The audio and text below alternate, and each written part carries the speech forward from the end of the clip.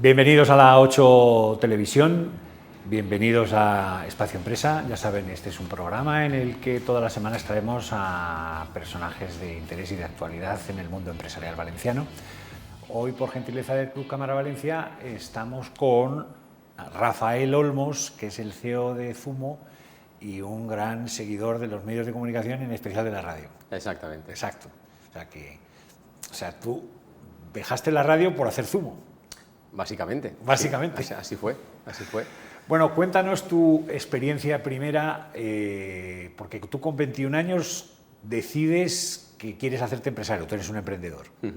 Así es. Y te metiste en esto de la empresa de zumo, de hacer una máquina para hacer zumos, como te podías haber metido en cualquier otra cosa. ¿Cómo surge la idea? Pues la idea surge básicamente porque me he criado entre naranjos y la verdad es que decíamos, bueno, cuanta más naranja se consuma, mejor precio tendrá, supuestamente. Porque supuestamente. Entonces, bueno, una manera de ayudar al agricultor valenciano pues era tratar de fomentar el consumo. No es lo mismo comerte una naranja que utilizar 3 en un zumo. Entonces dijimos, bueno, pues si conseguimos que la gente beba más zumo de naranja natural, estaremos triplicando la demanda y se supone que subirá el precio. O sea, que encima además había una bondad por parte de esa idea primigenia. Sí, es la base. Entonces, pero tú no estudiabas mecánica ni nada por el estilo, ¿no? No, yo no. Entonces, ¿cómo te pones a hacer una máquina de... ¿Con quién te pones a hacer una máquina de zumos? Pues yo empiezo con Ramón Navarrete, que tenía una mente privilegiada para desarrollar cualquier idea que se le venía a la cabeza, y empezamos entre los dos a hacer un prototipo. Entonces, porque en aquella época existían las máquinas de hacer zumo, pero individuales para tomar en casa. Individual, y ya había una industrial, pero era un sistema totalmente diferente al nuestro. Sí. Nuestra idea y patente principal fue tratar de exprimir de manera automática con el mismo sistema que utilizamos en casa. Es decir, metiendo las naranjas dentro de la máquina y que saliera... Terminado. Pero ¿cómo lo hacemos en casa? En casa cogemos una naranja, la cortamos bien en 2 mitades, la cortamos que no desgarramos, dato importante, porque no es lo mismo desgarrar y por lo tanto sacar el aceite esencial de la corteza que simplemente efectuar un corte limpio. Entonces nosotros hacíamos... Igual la máquina dentro tiene una cuchilla muy afilada, que corta y la corta perfectamente en 2 mitades.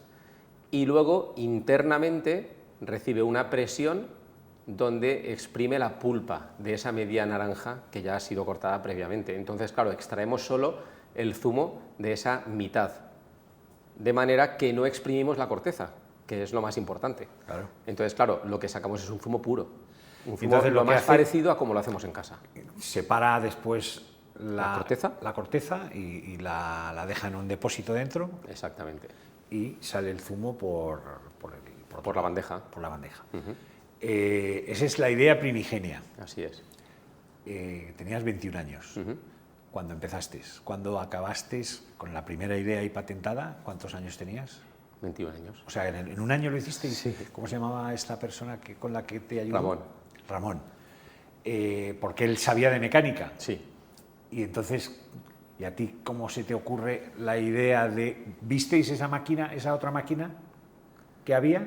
Sí, claro, conocíamos lo que había en el mercado en ese momento. Entonces lo que queríamos era hacer algo totalmente diferencial y algo lo más parecido a como lo hacemos en casa. Pero de manera automática, insisto, porque nos dirigíamos a un público que era el público del sector HoReCa, principalmente hoteles, restaurantes, cafeterías, etc. Vale, ¿y con 21 años te hacían mucho caso cuando ibas con esa máquina? Sí, claro, porque yo lo que les decía es, prueba la máquina, no me la compres, pruébala, la tienes unos días y a partir de ahí ya hablamos. ¿Y quién te ayudó con el dinero para hacer esas máquinas?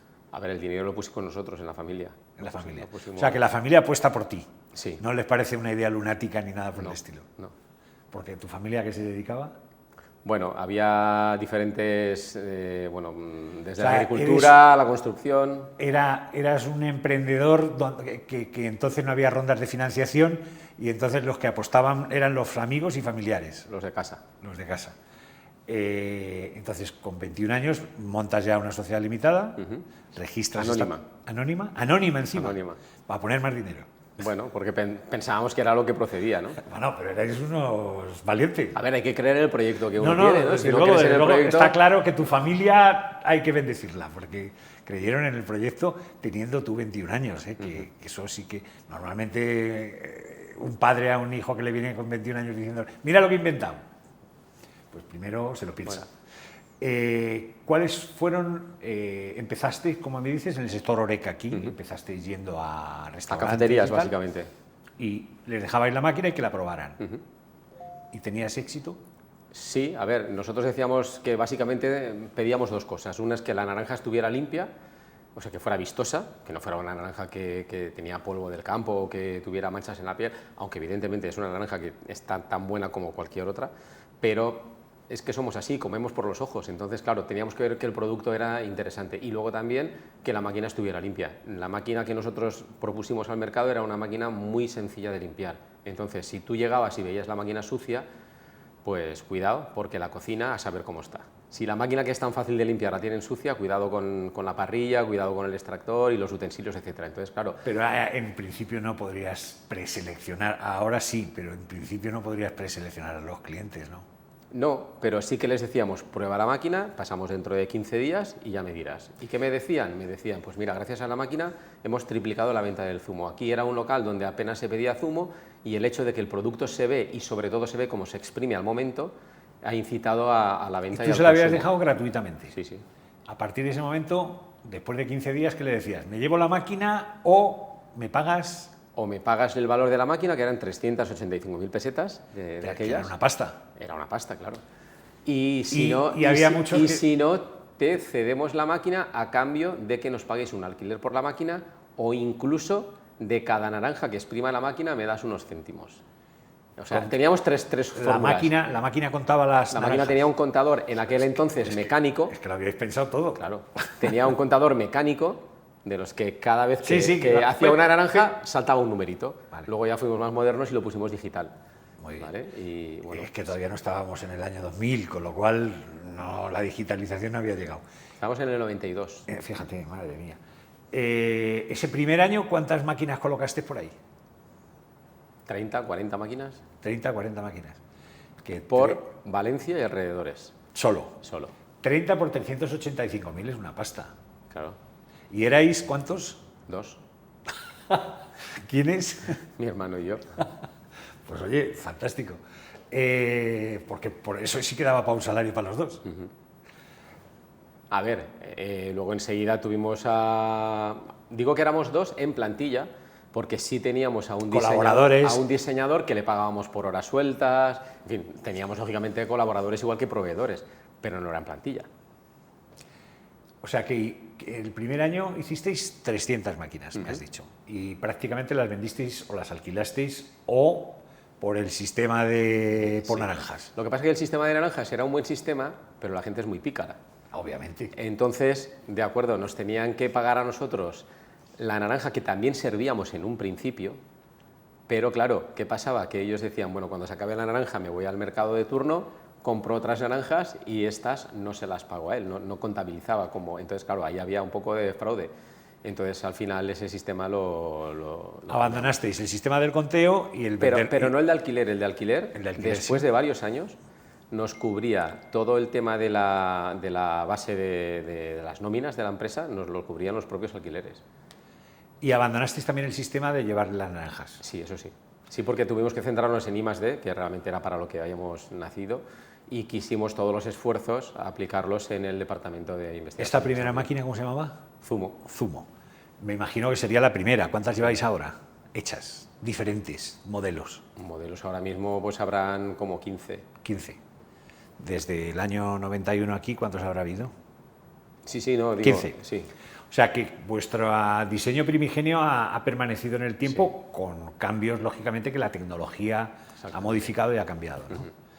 Ahora, hemos estado hablando del año 91, estamos en el 2024, han pasado 33 años. Justo. ¿En cuántos países estáis? En más de 100. En más de 100 países. En los 5 continentes. De los 5 continentes. Con esa maquinita que costaba 350.000... 85.000. 385.000 pesetas. Sí. ¿Cuánto cuesta una máquina ahora de estas? Pues puede estar en torno a los 4.500, 5.000 euros. Ah, pues tampoco es tan cara, ¿no? No, ¿qué va? Si se amortiza enseguida. ¿Seguís utilizando el sistema de de tipo leasing, ¿no? Sí, trabajamos con algunas financieras también, que lo que hacen es, lógicamente, hacerse cargo y bueno, el cliente puede adquirirla sin tener que hacer el desembolso íntegro, ¿no?, de la máquina. ¿Cuántas máquinas vendéis al año? Depende de los años, depende de los modelos. El último año, por ejemplo, más o menos. 8.000, 10.000. 8.000, 10.000. Estáis en más de 100 y pico países. ¿Cuántos trabajadores sois? Entre Valencia, que es la sede principal, y la filial que tenemos en Miami, Estados Unidos, desde allí cubrimos todo lo que son Estados Unidos y Canadá, estamos rondando los 120 empleados. ¿Cómo empezáis a expandiros? Porque me has contado que el primer año vendisteis 30 máquinas, pero aquí en Valencia prácticamente no os habíais movido de aquí. Tu hermano y tú en la moto ibais de un sitio para otro. ¿Y cómo empezasteis? Lógicamente tuvisteis ya que profesionalizaros. En el año 94 fuimos a la primera feria del sector, o lo más parecido, lo más parecido, ¿no?, que era la feria del Chelat, que se celebraba en Alicante, en IFA, en el Instituto Ferial Alicantino, y es una feria monográfica para heladerías. Pero claro, nosotros también exprimimos limones, y las heladerías pueden utilizar el limón recién exprimido para unos helados exquisitos o para el granizado de limón. Entonces fuimos allí, esa fue nuestra primera feria nacional. ¿Y triunfasteis? Sí, me gustó mucho. Y a continuación ya la siguiente fue la feria que hay cada 2 años en Milán, en Italia, que se celebra en octubre. ¿Que también es de helados? No, esta es de maquinaria de hostelería. De maquinaria de hostelería. De equipamiento. Y ahí sí que ya es cuando verdaderamente empezamos a tener contactos internacionales. Venían de cualquier parte del mundo y nos preguntaban, oye, ¿y esta máquina en Alemania, y esta máquina en Italia, y esta máquina en Singapur, y esta máquina, en fin, nos iban diciendo diferentes países? Lógicamente no teníamos nada y nosotros lo que les pedíamos es que nos garantizaran un servicio técnico, porque evidentemente la máquina funciona muy bien, pero es una máquina, como todo. Entonces llega un momento en que necesita una venta de un repuesto, una asistencia técnica, una instalación. Entonces decíamos, yo te puedo considerar distribuidor de la marca siempre y cuando tú me garantices 2 cosas.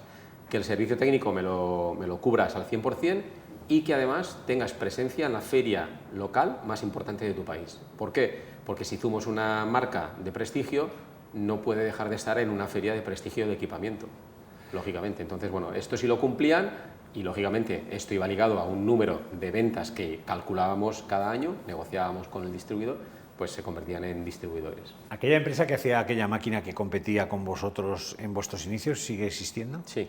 ¿Sí? Se han ido evolucionando también y son vuestros más leales competidores, ¿no? Correcto. ¿Hay muchas empresas de este sector que compitan con vosotros en el mundo? Hay, más de las que parecen, pero realmente no tan potentes como nosotros. O sea, la verdad es que tienen una cuota de mercado bastante más pequeña. No sé si... ¿Tú sigues siendo el propietario de la empresa? Actualmente no. Actualmente no. Desde hace 2 años, sí. No, el CEO tampoco. ¿No? Soy el presidente fundador. El presidente fundador. Sí. ¿Por qué diste ese paso de vender la empresa? Bueno, pues porque realmente insistieron los fondos, de repente empezaron a marearnos y bueno, pues finalmente tomamos la opción de escucharlos y acabaron vendiendo todos los socios menos yo, porque era una de las condiciones, primera vez. El único que no vendes eres tú. Claro, a mí me obligaron a permanecer y a no vender. En el año 19. A finales del 19. En el 20 llega enseguida el COVID, la empresa baja un 50% su facturación. Y el resto de los socios dijeron, madre mía, de la que nos hemos librado. Por ejemplo.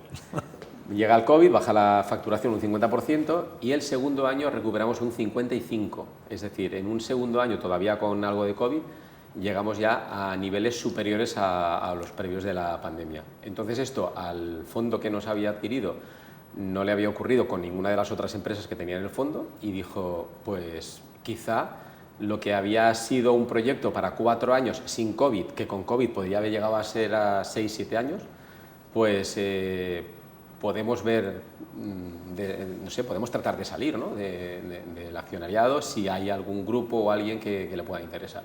Entonces estuvimos hablando con una empresa que se dedica a captar inversores y en tan solo 10 días habían 10 que estaban muy interesados, con tan solo 2 años de adquisición por parte del fondo, vamos, que es algo inaudito.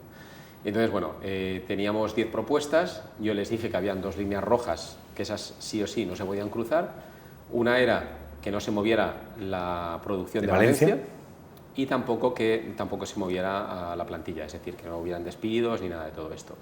Curiosamente, quedaron 3. No sé los otros 7 qué intenciones llevaban, unas u otras o ambas, pero quedaron 3.